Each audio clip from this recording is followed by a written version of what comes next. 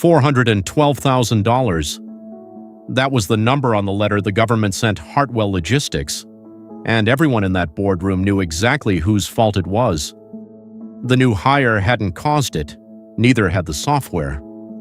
The answer sat in the middle of the table, inside a sage green binder, on the page everyone had been told to skip. 11 months ago, someone wrote down exactly how to avoid this. Word for word.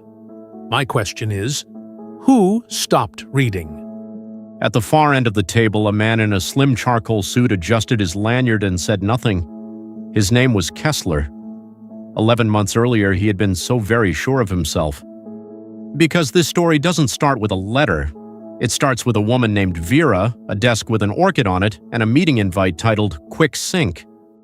11 months earlier, nobody at Hartwell was reading letters from the government. The emails were all about efficiency. Vera Holloway had run payroll at Hartwell Logistics for 21 years, through 4 CEOs and 3 software systems, without a single late filing or a dime in fines. Payroll isn't math, honey. It's 400 families trusting you to get Friday right. The math is just how you keep the promise. The plan was simple: 2 more years to full retirement.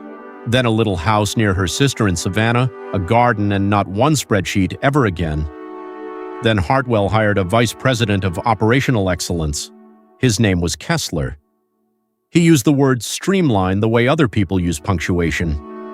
Every legacy process is just a salary wearing a disguise. We find it, we automate it, and we thank it for its service. He walked the floor with a tablet, putting little marks next to names. At Vera's desk, he paused just long enough to look at her 21 years like a line item. The invite landed on a Tuesday at 4:51 p.m., 15 minutes, no agenda, a room nobody used. Vera had processed enough final paychecks to know exactly what that meant. This isn't personal, Vera. The role is being consolidated.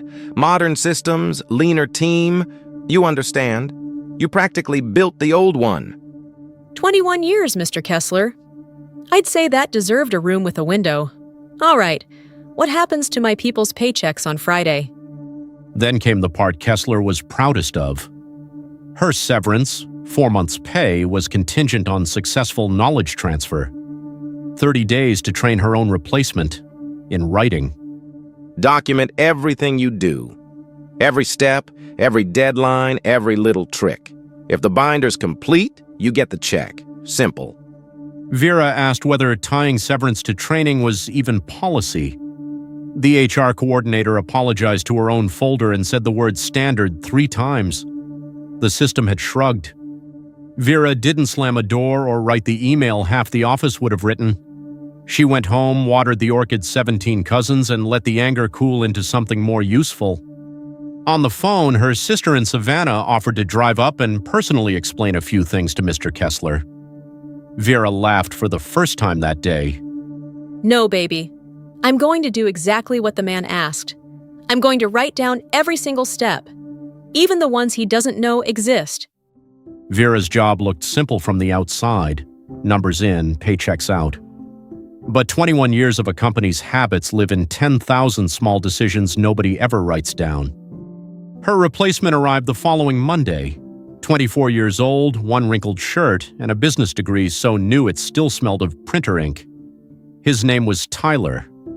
Ma'am, I just want to say, they told me this was a new position. I didn't know it was yours. I can ask them to… Sit down. It isn't your fault the man upstairs confuses cheap with efficient. If you're going to hold 400 paychecks, hold them right. She could have trained him badly, left gaps, planted little landmines, and walked away smiling. People do. Vera decided on something far more dangerous, her actual best. Every evening after walking Tyler through the day, she typed, and a binder began to grow, sage green, 3 inches thick, labeled Quarterly Filing Procedure, in her steady hand. The heart of it was the quarterly tax filing, the one that moves more money than everything else combined. Vera broke it into 12 numbered steps any careful person could follow. Steps 1 through 10 were craft, where the numbers come from, which ones lie, which deadline is real, and which one has 3 days of grace nobody admits to. Step 11. Before you submit, a second qualified person reviews the whole filing and signs off. In writing, every quarter. No exceptions. A second reviewer? Honestly, that feels like a step for people who aren't sure of themselves. Confidence is how grown men wire six figures wrong. The review isn't for the numbers, Tyler. It's for the day you're tired or rushed or ordered. Step 12 was shorter. Archive a dated copy of every step above and of any instruction that changes them. One sentence. Remember it. Kessler checked in weekly, the way a man checks a countdown. He'd weigh the binder in one hand like produce and ask if all this paper was strictly necessary. 12 steps for one filing. This is exactly why the role is being modernized. Software doesn't need a binder. No, sir. But the people running it will. It's all in there as instructed. I'd like your sign-off that the transfer is complete. He signed it the way he did everything, fast and without reading. Vera slid the sheet into the binder's back pocket behind step 12, where it belonged. In her final week, Tyler ran a full mock filing alone, steps 1 through 12, no help. He got it right. She told him so, and he lit up like he'd been knighted. It'll hold if you respect it. And if anyone ever tells you to skip a step, get it in writing. That's not the binder talking. That's me. On her last Friday, payroll ran perfectly one final time. Vera hugged 11 people, left the binder squared on the desk, and walked out 2 years short of full retirement. The severance cleared. Kessler emailed a smiley face. She did not answer. Savannah had tomatoes to plant.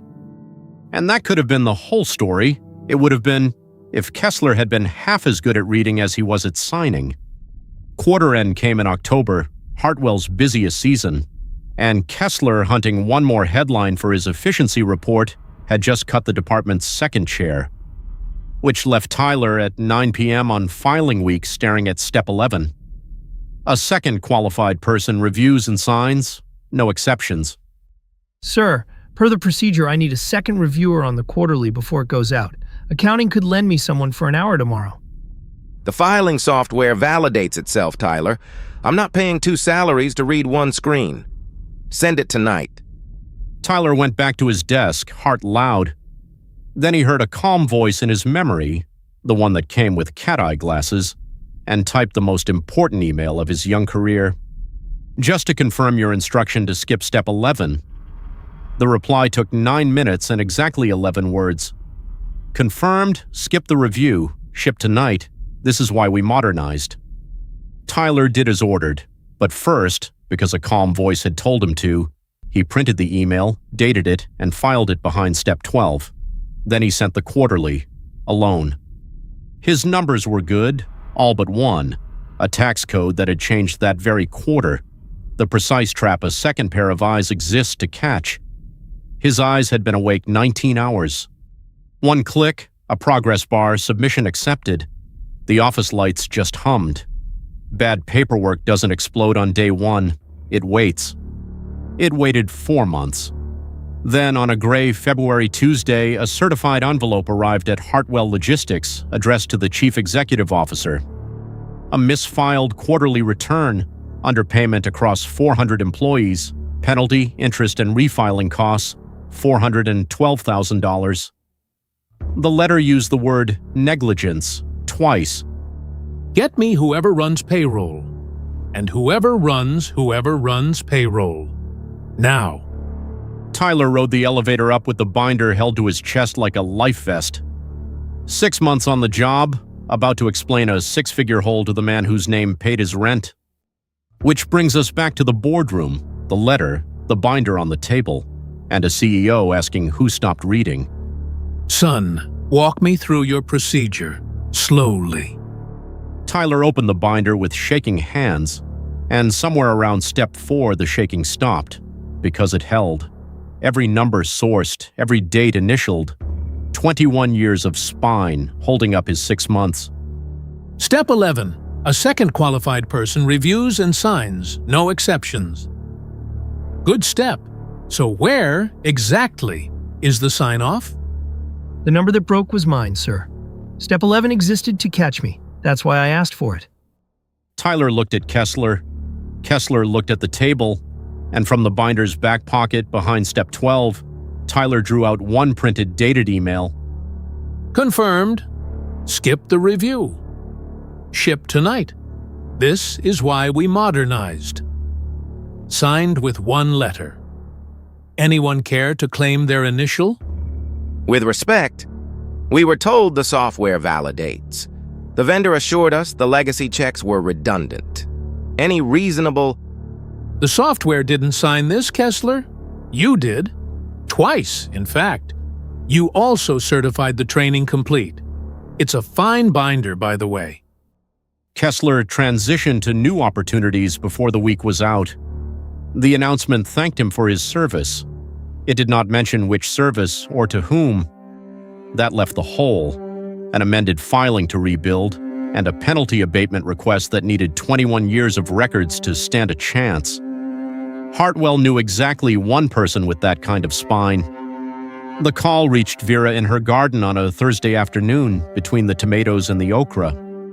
Ms. Holloway, Marsh, Hartwell, you left us a binder.